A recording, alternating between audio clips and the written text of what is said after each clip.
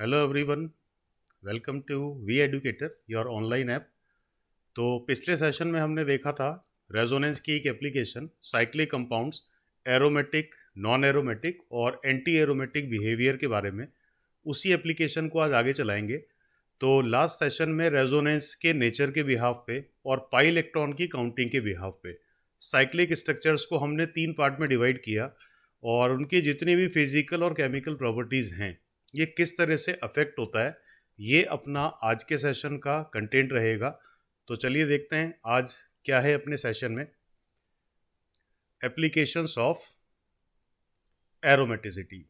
अभी देखिए applications of aromaticity start करते हैं। तो इसके लिए सबसे इंपॉर्टेंट पार्ट अपने लिए रहेगा एक रिलेटिव स्टेबिलिटी ऑर्डर। तो रेजोनेंस के नेचर से, पाई इलेक्ट्रॉन की काउंटिंग से, या ओवरऑल में अगर बात करूं कि रेजोनेंस एनर्जी से, कंपाउंड्स में सबसे ज़्यादा स्टेबल जो स्ट्रक्चर रहेगा ये होता है एरोमेटिक, सेकंड नॉन एरोमेटिक, और रूम टेम्परेचर पे जिनको हम ऑलमोस्ट एक अनस्टेबल स्ट्रक्चर कह सकते हैं वो होता है एंटी एरोमेटिक। तो एरोमेटिक सबसे ज़्यादा स्टेबल, नॉन एरोमेटिक और ऑलमोस्ट अनस्टेबल हम किन स्ट्रक्चर्स को मान के चलेंगे? Anti aromatic. अब ये देखिए कि अगर इनकी एप्लीकेशन पार्ट से हम चलें तो एक छोटे छोटे ऑब्जेक्टिव क्वेश्चंस की फॉर्म में इनको लेते हैं। बहुत इंपॉर्टेंट ये एप्लीकेशंस हैं। तो जैसे पहला क्वेश्चन अपने सामने है नेचर ऑफ कंपाउंड। अब ये देखिए कि कोई भी साइक्लिक स्ट्रक्चर अगर मुझे क्वेश्चन में दिया जाता है और उसमें पाई इलेक्ट्रॉन्स हैं तो मेजोरिटी में जो अपना आंसर है वो इन 3 वर्ड्स पे ही बेस्ड होता है जिनका स्टेबिलिटी ऑर्डर अभी हमने देखा। अब ये देखिए कि एक साइक्लिक स्ट्रक्चर अपने पास है साइक्लोप्रोपीन। इसमें अपने से पूछा जा रहा है कि कंपाउंड का या तो रूम टेम्परेचर पे नेचर एसिडिक है या फिर इस कंपाउंड का नेचर हम मान सकते हैं बेसिक। तो एसिडिक है या बेसिक है, दैट मीन्स एक ओवरऑल में केमिकल रिएक्शन की बात कर रहा हूँ। तो इस क्वेश्चन को अप्रोच करने से पहले सिंपल हम देखते हैं कि अगर मुझे किसी भी केमिकल रिएक्शन को अप्रोच करना है तो मेरा केमिकल रिएक्शन रिएक्टेंट से स्टार्ट होता है और ये रिएक्टेंट से स्टार्ट होकर फाइनली अपने को पहुंचाना होता है प्रोडक्ट तक। अब ये देखिए कि अगर मैं किसी भी रिएक्शन को रिएक्टेंट टू प्रोडक्ट क्रिएट करना चाह रहा हूँ तो ये रिएक्शन फॉरवर्ड डायरेक्शन में उतना ही ईजीली जाएगा जितना हम कह सकते हैं कि प्रोडक्ट का स्टेबिलिटी बेटर होना चाहिए। या अगर मैं रफली बोलूँ तो कोई भी रिएक्शन प्रोडक्ट साइड में जब ही कन्वर्ट होता है जब हम उसमें प्रोडक्ट को ज़्यादा स्टेबल बोल पाए रिएक्टेंट से। तो अगर मैं इस कंपाउंड के एसिडिक और बेसिक नेचर को एक केमिकल रिएक्शन के बिहाफ पे कंपेयर करूँ, अब ये देखो कि अगर ये कंपाउंड एसिडिक है तो दैट मीन्स कि ये H+ लीव करेगा, और अगर ये बेस है तो ये हाइड्राइड डोनर हो जाना चाहिए, कहीं ना कहीं ये क्या लीव करना चाहिए? H-। H+ रिलीज करे या H- रिलीज करे, ओवरऑल हम देखेंगे कि रिएक्शन है तो इंक्रीजिंग स्टेबिलिटी की डायरेक्शन में ही चलेगा। अब देखो कि यहाँ पे मैंने लिया कि सबसे पहले बिफोर रिएक्शन ये जो कंपाउंड मैंने साइक्लोप्रोपीन लिया हुआ है ये साइक्लिक है, बट ये जो एक न्यूट्रल कार्बन अपने को यहाँ पे नज़र आ रहा है इसको मैं कह सकता हूँ कि sp3 हाइब्रिड का केस नज़र आता है। तो ये साइक्लिक तो है लेकिन कहीं ना कहीं ये अपनी प्लेनेटरी के अकॉर्डिंग sp3 के अकॉर्डिंग नहीं चल रहा है। दैट मीन्स कि इस स्ट्रक्चर को मैं बोल पाऊंगा ये नॉन प्लेनर है। और अगर ये नॉन प्लेनर है तो जिस रिएक्टेंट की मैं बात कर रहा हूँ ये बेसिकली किस तरह के नेचर को शो करेगा? Non aromatic. तो रिएक्शन होने से पहले जो मैंने कंपाउंड लिया हुआ है ये नॉन एरोमेटिक है। अब ये वो ही डायरेक्शन में अपनी रिएक्शन को कैरी करेगा जो उसकी स्टेबिलिटी बढ़ा दे, और स्टेबिलिटी जो बढ़ाने वाला डायरेक्शन है नॉन एरोमेटिक से ज़्यादा स्टेबल अपन किसको बोल पाएंगे? एरोमेटिक कंपाउंड्स को। दैट मीन्स की जो प्रोडक्ट है ये बेसिकली मुझे अचीव करना है या रिएक्शन उस डायरेक्शन में जाएगा जब इसको नॉन एरोमेटिक से किस नेचर की तरफ मैं डाइवर्ट करूंगा? एरोमेटिक। तो सबसे पहले मैं देखूं कि अगर ये जो H+ है अगर ये पॉजिटिव चार्ज की फॉर्म में मैं लीव आउट करा दूं तो इस जगह पे किस तरह का चार्ज यहाँ पे बनेगा? Negative charge. और नेगेटिव चार्ज को अगर मैं एक लोन पेयर के इक्वल मान रहा हूँ तो दैट मीन्स कि जब मैंने इसको H+ को लीव करा के देखा तो इस पोजीशन पे एक नेगेटिव चार्ज बना, और नेगेटिव है तो इसमें पाई इलेक्ट्रॉन्स आपको कितने नज़र आ रहे होंगे? 4 पाई इलेक्ट्रॉन। तो अगर H+ इसने लीव कर दिया दैट मीन्स कि अगर ये कंपाउंड एसिडिक है तो कहीं ना कहीं जो प्रोडक्ट आपका बन रहा है ये 4 पाई इलेक्ट्रॉन के बिहाफ पे ये कहीं ना कहीं अपने को नज़र आ रहा है कि ये एंटी एरोमेटिक है।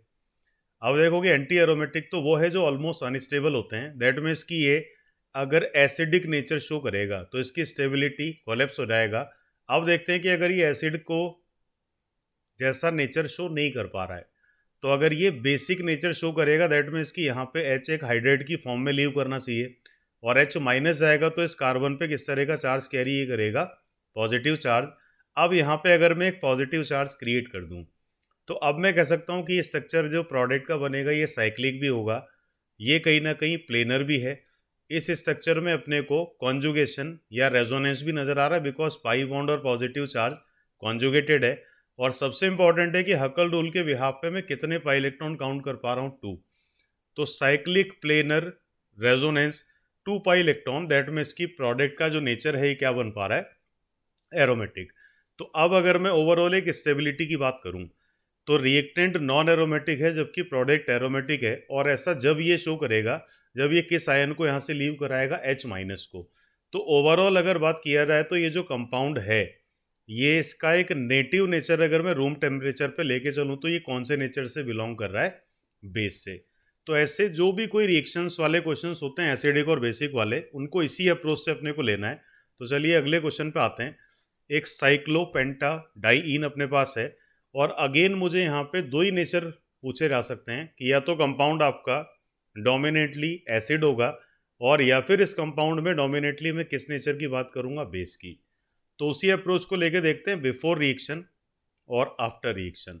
तो पहले बिफोर रिएक्शन की अगर मैं बात करूं तो ये कार्बन न्यूट्रल है, और न्यूट्रल है तो इसका हाइब्रिड स्टेट में कितना यहाँ पे लिख पा रहा हूँ, sp3। sp3 हाइब्रिड स्टेट का मतलब ये नॉन प्लेनर हो गया, और नॉन प्लेनर स्ट्रक्चर ना तो एरोमेटिक हो सकते हैं ना एंटी एरोमेटिक हो सकते हैं। दैट मीन्स कि जब इसने रिएक्शन नहीं किया था तो ये किस तरह के नेचर को अलाउड कर रहा है, एरोमेटिक नॉन एरोमेटिक नेचर। अब देखो कि इसका रिएक्शन उसी डायरेक्शन में कैरी होगा, दैट मीन्स की जो प्रोडक्ट है वो रिएक्टेंट से ज़्यादा स्टेबल होना चाहिए। तो मुझे ये सोच के चलना है कि जो प्रोडक्ट है उसका नेचर मैं क्या लेके चलूँगा, एरोमेटिक। और एरोमेटिक होने के लिए मुझे इस पर्टिकुलर कार्बन पे किस तरह के चार्ज की रिक्वायरमेंट होगी, नेगेटिव। और नेगेटिव चार्ज अगर है दैट मीन्स कि अगर ये बॉन्ड में ब्रेक करूंगा तो इस कार्बन पे नेगेटिव चार्ज जब ही आएगा जब ये प्लस की फॉर्म में लीव हो रहा हो। तो दैट मीन्स कि कंपाउंड नॉन एरोमेटिक से एरोमेटिक नेचर जब गेन करेगा जब ये H प्लस को लीव कराएगा। और H प्लस का मतलब है कि कंपाउंड में मैं किस नेचर की बात कर पा रहा हूँ, एक एसिडिक नेचर।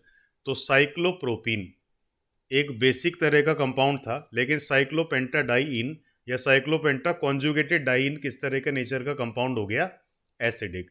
तो किसी भी साइक्लिक स्ट्रक्चर में अगर मुझे एसिड बेस पूछे जा रहे हैं तो एक क्राइटेरिया यही अपने पास है, जिसमें सिंपल एक स्टेबिलिटी ऑर्डर से अपने को ये सीक्वेंस चलाना है। तो चलिए और वैरायटी की बात करते हैं। अब देखो कि एक सिंपल स्टेटमेंट अपने पास है कि पाइरोल जो एक हेट्रोसाइक्लिक एरोमेटिक कंपाउंड है, एक वीकेस्ट बेस इसको हम कह सकते हैं। तो ये स्टेटमेंट या तो ट्रू होगा या फिर ये स्टेटमेंट क्या होगा, फॉल्स होगा। तो pyrrole is a weakest base among all nitrogen containing compounds. ये बेसिकली एक स्टेटमेंट है, इसको एज ए रिजल्ट आपको याद भी रखना है कि अगर नाइट्रोजन वाले कंपाउंड्स में कोई सबसे वीकर बेस है तो उसका नेम होता है पायरोल। तो रिजल्ट तो अपन यही कह सकते हैं कि जो स्टेटमेंट अपने सामने लिखा हुआ है वो ट्रू है। और अगर ये ट्रू है तो इसके लिए एक रीजनिंग अपने को करना पड़ेगा। तो चलिए देखते हैं कि पायरोल को अगर मैं एक वीक बेस बोल पा रहा हूँ तो इसका रीज़न मैं किस तरीके से दे सकता हूँ। अब देखो कि कंपाउंड पायरोल है, हेट्रोसाइक्लिक भी है, नेचर पहले फाइंड कर लेते हैं और मुझे इसको एक बेस या बेसिक स्ट्रेंथ इसकी कंपेयर करना है। तो रिएक्शन अगर ये बेस है तो एसिड से करेगा। तो पहले देखते हैं कि आपने एसिड का अटैक किया, एसिड का मतलब ओवरऑल में इसकी रिएक्शन किससे करने जा रहा हूँ, H प्लस से। और H प्लस है तो ये उसी जगह अटैक करेगा जहाँ इसको इलेक्ट्रॉन डेंसिटी ज़्यादा नज़र आ रहा हो, और इलेक्ट्रॉन डेंसिटी इसको सबसे ज़्यादा कहाँ पे अपीयर हो रहा है, नाइट्रोजन पे। तो नाइट्रोजन पे H प्लस अटैक करेगा। दो बातें कह सकते हैं, या तो प्रोटॉन इलेक्ट्रॉन एक्सेप्ट कर रहा है नाइट्रोजन से, या नाइट्रोजन अपना ये जो लोन पेयर है ये किसको डोनेट कर रहा है, प्रोटॉन से। तो जब ये एसिड और बेस रिएक्शन करेंगे तो नाइट्रोजन पे इलेक्ट्रॉन लूज करने के बाद आ जाएगा पॉजिटिव चार्ज, और प्रोटॉन ऐड किया तो इस पॉसिबल प्रोडक्ट को मैं क्या नेम दूंगा, प्रोटोनेटेड पाइरोल। अब देखो कि एक रिएक्शन को हमने एक्सप्रेस कर लिया, इसी रिएक्शन के बिहाफ पे देखते हैं एक बार कि ये वीक बेस होना चाहिए या एक स्ट्रॉन्ग बेस होना चाहिए। तो बिफोर रिएक्शन प्रोडक्ट या रिएक्टेंट जो अपना है वो साइक्लिक है, ये प्लेनर भी है, इसमें मैं कॉन्जुगेशन भी देख पा रहा हूँ पाई बॉन्ड और लोन पेयर का, दैट मीन्स कि यहाँ पे एक रेजोनेंस भी मिलेगा। और अब देखते हैं कि पाई इलेक्ट्रॉन की काउंटिंग कितना है। एक पाई बॉन्ड है तो 2 पाई इलेक्ट्रॉन इसमें हो गए, एक और पाई बॉन्ड है कॉन्जुगेशन में तो 2 + 2 4, और इस लोन पेयर को भी मैं अगर मैं रेजोनेंस में काउंट कर पा रहा हूँ तो इसको भी काउंट किया तो पाई इलेक्ट्रॉन की काउंटिंग मेरे पास कितना क्रिएट हो गया 6। तो साइक्लिक है, प्लेनर है, रेजोनेंस भी है और पाई इलेक्ट्रॉन 6 हैं। दैट मीन्स कि ये जो कंपाउंड एज ए रिएक्टेंट मुझे यूज़ करना है, इसको डायरेक्टली मैं इन डेटा के बिहाफ पे कह सकता हूँ कि ये हाईएस्ट स्टेबल एक एरोमेटिक स्ट्रक्चर हो गया। अब देखो कि जब इसने किसी एसिड से रिएक्शन किया तो ये प्रोटोनेटेड पायरोल हो जाएगा। अब अगर मैं इसमें प्रोडक्ट के नेचर की बात करता हूँ तो साइक्लिक तो ये अभी भी मुझे नज़र आ रहा है। अब यहाँ पे अगर मैं सिंपल प्लेनेटरी की बात करूँ या मैं सिंपली एक रेजोनेंस फैक्टर की बात करूँ, तो अब देखो कि ये जो पॉजिटिव चार्ज है, ये अगर रेजोनेंस में इन्वॉल्व होता तो ये बेसिकली पूरा रिंग स्ट्रक्चर प्लेनर होता। लेकिन ये पॉजिटिव चार्ज यहाँ रेजोनेंस में इन्वॉल्व नहीं होगा, तो कौन सी जो कंडीशन है फुलफिल नहीं हो पा रही है कि ये प्लेनर नहीं होगा। और प्लेनर नहीं है तो हम ये कह सकते हैं रेजोनेंस इन दोनों पाई बॉन्ड में तो है, लेकिन नाइट्रोजन का जो रेजोनेंस है ये अचीव हम नहीं कर पाएंगे क्योंकि वैलेंसी भी वायलेट हो जाएगी, प्लेनर भी नहीं है। तो ये जो प्रोडक्ट मैं बनाता हूँ प्रोटोनेटेड पायरोल, ये इसके रिएक्टेंट के कंपेयर में बेसिकली कौन से नेचर से बिलोंग कर रहा है, नॉन एरोमेटिक। तो दैट मीन्स कि रिएक्टेंट आपका हाईली स्टेबल एरोमेटिक था और जब इसने एसिड से रिएक्शन कर दिया तो क्या ये अपनी स्टेबिलिटी थोड़ा सा लैग कर रहा है। और अगर स्टेबिलिटी डिक्रीज हो रहा है तो ये तो हमने अभी बोला ही है 2-3 बार कि कोई भी रिएक्शन अगर नेचुरली फॉरवर्ड जाना है तो फॉरवर्ड डायरेक्शन की स्टेबिलिटी बढ़ना चाहिए। तो रिएक्टेंट हाईली स्टेबल और प्रोडक्ट के साथ जो वर्ड यहाँ पे मैं लिख पा रहा हूँ it will be less stable. और अगर ये लेस स्टेबल है तो ये रिएक्शन इजीली तो फॉरवर्ड आएगा नहीं। और इस वजह से अगर ये बेस है तो इसको मैं कौन सा बेस कंसीडर कर पाऊंगा, एक वीक बेस। तो अब आता हूँ मैं अपने क्वेश्चन पे कि pyrrole is a weakest base among all nitrogen containing compounds. ये एक एज ए स्टेटमेंट अपने को याद भी रखना है। और अगर कोई रीजनिंग बोले तो ये वीक बेस इसलिए है क्योंकि जब ये एसिड से रिएक्शन करेगा तो ये एरोमेटिक से नॉन एरोमेटिक प्रोडक्ट बनाएगा। और सिंपल है कि स्टेबिलिटी डिक्रीज हो रहा है तो ये स्ट्रॉन्गर बेस होना पॉसिबल नहीं है। तो यहाँ तक हमने बात किया साइक्लो में एसिड और बेस के कनेक्शन की।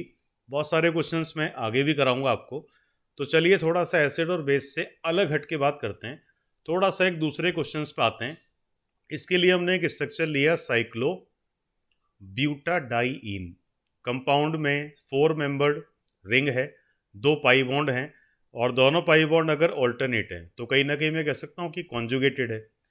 तो इस कंपाउंड के रिगार्डिंग 2 स्टेटमेंट अपने सामने लिखे हुए हैं और इन स्टेटमेंट में अपने को फाइनली चेक करना है कि बात सही बोली जा रही है या जो स्टेटमेंट हैं ये गलत हैं, फॉल्स हैं। तो कॉन्जुगेटेड साइक्लोब्यूटाडाइईन के रिगार्डिंग पहले स्टेटमेंट पे काम करते हैं कि this compound is highly reactive with reactive metals. तो पहले तो मुझे देखना पड़ेगा कि मैं रिएक्टिव मेटल्स किसको बोलता हूँ। तो पीरियोडिक टेबल में एक तो एस ब्लॉक में मेटल्स होते हैं और एक मेटल आपके होते हैं डी ब्लॉक में। तो रिएक्टिव मेटल हम कहते हैं एस ब्लॉक के एलिमेंट्स को। तो जैसे सोडियम हुआ, पोटेशियम हुआ, मैग्नीशियम, कैल्शियम, ये सारे रिएक्टिव मेटल्स हो गए। तो पहले मुझे फर्स्ट स्टेटमेंट को चेक करना है कि ये कंपाउंड हाईली रिएक्टिविटी शो करेगा अगर मैं किसी रिएक्टिव मेटल से इसकी रिएक्शन करा दूं, और फिर मुझे देखना है कि बात सही बोली जा रही है या बोली जा रही है गलत। अब देखो कि सबसे पहले आता हूं मैं पहले स्टेटमेंट की वैलिडिटी पे। ये मेरा रिएक्टेंट हो गया। अब मैं इसकी रिएक्शन किसी भी रिएक्टिव मेटल से करा रहा हूँ, मेरी इच्छा से कोई भी मेटल ले सकता हूँ, सोडियम, मैग्नीशियम, पोटेशियम, कैल्शियम। मैंने कौन सा रिएक्टिव मेटल यहाँ पे कंसीडर कर लिया, मैग्नीशियम। तो सबसे पहले तो मैं देखता हूँ कि जब कोई भी कंपाउंड मेटल से रिएक्शन करता है तो बेसिकली मेटल का एक्शन यहाँ पे क्या होना चाहिए। अब देखो कि मेटल मैंने लिया हुआ मैग्नीशियम। किसी भी एलिमेंट को अगर मैं मेटल बोल रहा हूँ तो मेटल हम उन्हीं एलिमेंट्स को बोलते हैं जो रिएक्शन में जाके इलेक्ट्रॉन लूज करेंगे और बेसिकली कैटायन बनाने की टेंडेंसी रखेंगे। तो मैग्नीशियम Mg+2 है, दैट में इसकी रिएक्शन में जाके ये कितने इलेक्ट्रॉन लूज करेगा। तो किसी भी मेटल की अगर कहानी बनेगा तो हम कह सकते हैं मेटल इलेक्ट्रॉन लूज करेगा और एक पॉजिटिव चार्ज बनना चाहिए। दैट मीन्स कि अगर किसी भी रिएक्शन में आप मेटल को इन्वॉल्व पाओ तो सीधा कह सकते हो कि मेटल रिएक्शन करने के लिए किसको प्रोड्यूस कर रहा है, इलेक्ट्रॉन्स को। तो अब देखो कि ये कंपाउंड है, ये पाई बॉन्ड है और रिएक्शन में मैग्नीशियम लिखा हुआ है, दैट मीन्स कि अल्टीमेटली मैं कितने इलेक्ट्रॉन को यहाँ पे ऐड करने की बात कर पाऊंगा, 2 इलेक्ट्रॉन्स। अब देखो कि ये जो बॉन्ड हैं इनको आप डायरेक्टली कह सकते हो कि ये पाई बॉन्ड है और पाई बॉन्ड में इजीली ब्रेक होने का टेंडेंसी होता है, पाई बॉन्ड में इजीली एडिशन का टेंडेंसी होता है।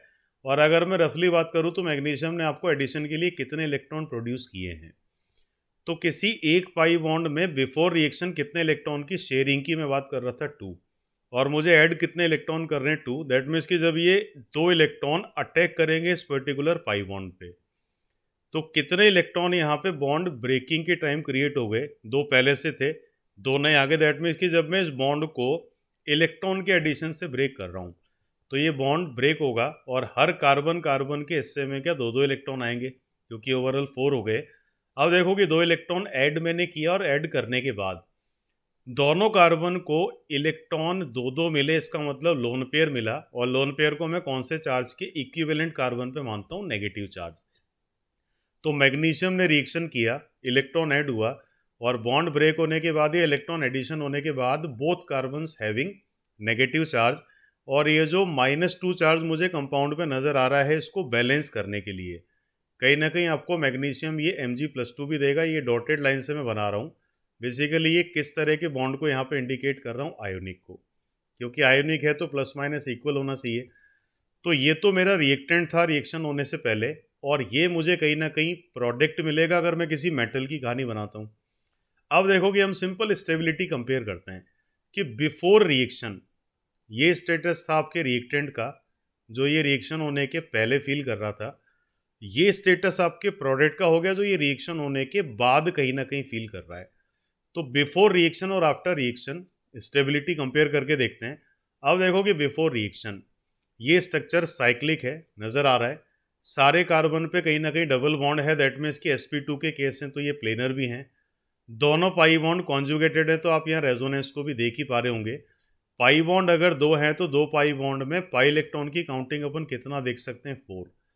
तो साइक्लिक है, प्लेनर है, रेजोनेंस भी है, but pi electrons are 4। That means कि ये तो कहीं ना कहीं एंटी एरोमेटिक से बिलोंग करेगा, और एंटी एरोमेटिक तो वो होते हैं जो रूम टेम्परेचर पे ऑलमोस्ट अनस्टेबल होते हैं। तो रिएक्शन से पहले ये कंपाउंड एंटी एरोमेटिक था जो बहुत ही लेस स्टेबल फील कर रहा होगा, और अगर इसको मैग्नीशियम एक रिएक्शन करता है तो कहीं ना कहीं ये प्रोडक्ट बनेगा। इसमें अगर मैं बात करूं तो ये साइक्लिक अब भी है, ये प्लेनर भी है, क्योंकि दोनों नेगेटिव चार्ज रेजोनेंस में इन्वॉल्व हैं, तो रेजोनेंस में तो प्लेनर ही होंगे दोनों। रेजोनेंस या कॉन्जुगेशन भी आप देख ही पा रहे हो। लोन पेयर को हम हमेशा बोलते हैं कि हम कितने इलेक्ट्रॉन के बराबर मानेंगे, 2 लोन पेयर, तो कितने पाई इलेक्ट्रॉन हो गए, 2 पाई इलेक्ट्रॉन, 2 + 2 4, इन दोनों को भी ऐड कर लिया तो पाई इलेक्ट्रॉन की काउंटिंग अपने को कितना मिला, 6। तो अब मैं कह सकता हूँ कि साइक्लिक है, प्लेनर है, रेजोनेंस है, पाई इलेक्ट्रॉन 6 हैं। तो ये जो प्रोडक्ट मुझे मिल रहा है कहीं ना कहीं ये तो साइक्लिक में हाईली स्टेबल वाली वेराइटी होगी, एरोमेटिक। तो रिएक्टेंट बहुत कम स्टेबल था जबकि प्रोडक्ट मैक्सिमम स्टेबल हो गया, और अगर ये मैक्सिमम स्टेबल हो गया तो ये भी कह सकते हैं हम इनडायरेक्टली रिएक्शन तो ये बहुत तेज़ी से आएगा भाग भाग के आगे की तरफ, तो ये रिएक्शन बहुत ही फास्टली मैनर में होगा।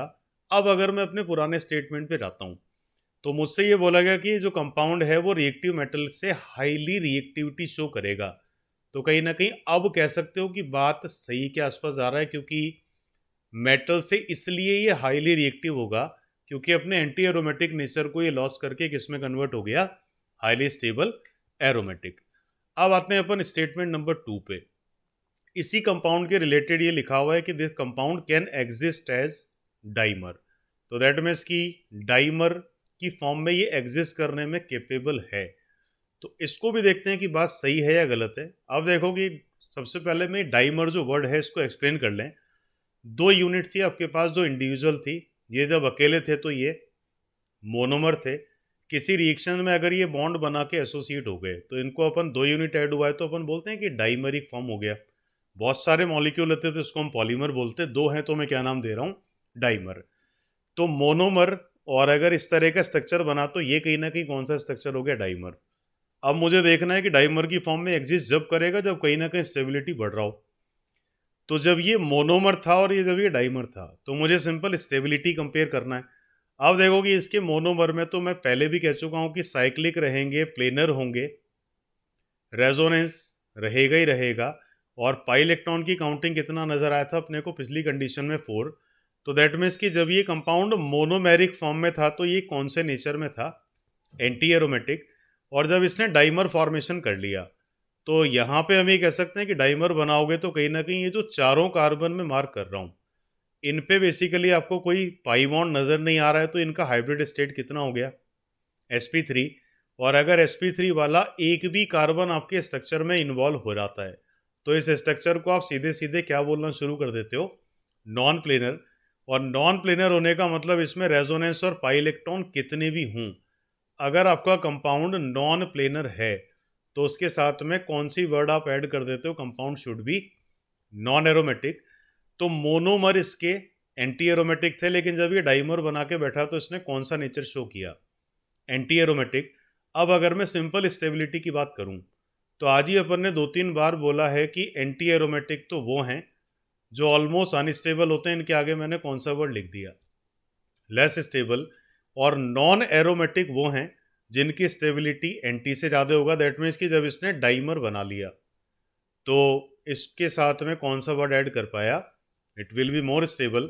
तो अब कंपाउंड से अगर बोला जाए कि भाई तुम लेस स्टेबल रहना पसंद करोगे या मोर स्टेबल, तो डेफिनेटली अपन बोलेंगे मोर स्टेबल फॉर्म में रहना पसंद करेगा।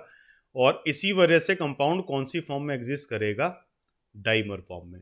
तो अब अगर मैं देखूं तो ये जो स्टेटमेंट डाइमर का भी लिखा हुआ है, इसके साथ भी अगर मुझे कोई आंसर ऐड करना है तो ये भी क्या रहेगा, ट्रू स्टेटमेंट। तो इस तरीके के कुछ क्वेश्चंस आपसे पूछे जाते हैं जो इसमें रेजोनेंस का इन्वॉल्वमेंट है, साइक्लिक में एरोमेटिक एंटी और नॉन एरोमेटिसिटी का एक इन्वॉल्वमेंट रहेगा। तो इसके अगले सेशन में मैं और भी इस तरह के क्वेश्चंस आपको लाऊंगा, क्योंकि टॉपिक भी वास्ट है और हम जीओसी में बहुत इंपॉर्टेंट एप्लीकेशंस की फॉर्म में इसको देख सकते हैं। तो अगले वीडियो में इसी तरीके के कुछ क्वेश्चंस और हम सॉल्व करेंगे जहाँ पे इन तीनों वर्ड्स का अपन एक प्रॉपर यूज़ करेंगे। तो हम अगर नीट एस्पायरेंट्स हैं या इवन मैं आईआईटी की हम तैयारी कर रहे हैं तो इन वीडियोस में मैं वो टॉपिक्स लेके चल रहा हूँ जो दोनों में ही कहीं ना कहीं एक फंडामेंटल और बहुत ही इंपॉर्टेंट टॉपिक की फॉर्म में यूज़ होते हैं। तो इन वीडियोस को अच्छे से देखो, इस वी एडुकेटर को फॉलो करो, सब्सक्राइब करो। और एक स्पेशली मैं कहना चाहूँगा कि अगर आपको कोई ऐसे टॉपिक्स हों जिनके क्वेश्चंस का नीड हो, जिनके थ्योरेटिकल बैकअप का नीड हो, तो वो भी आप मुझे कमेंट बॉक्स में, जब ये चैनल आपको यूट्यूब पे या वीडियो नज़र आएगा वहाँ पे दे सकते हैं। तो जो कमेंट हैं उनमें आप कमेंट कीजिए, अगर कोई स्पेशल क्वेश्चंस हों या स्पेशल आपके पास कोई टॉपिक हो जिनमें वीकनेस हो, उनको हम डेफिनेटली शामिल करेंगे। तो चलिए नेक्स्ट वीडियो मिलते हैं। All the best.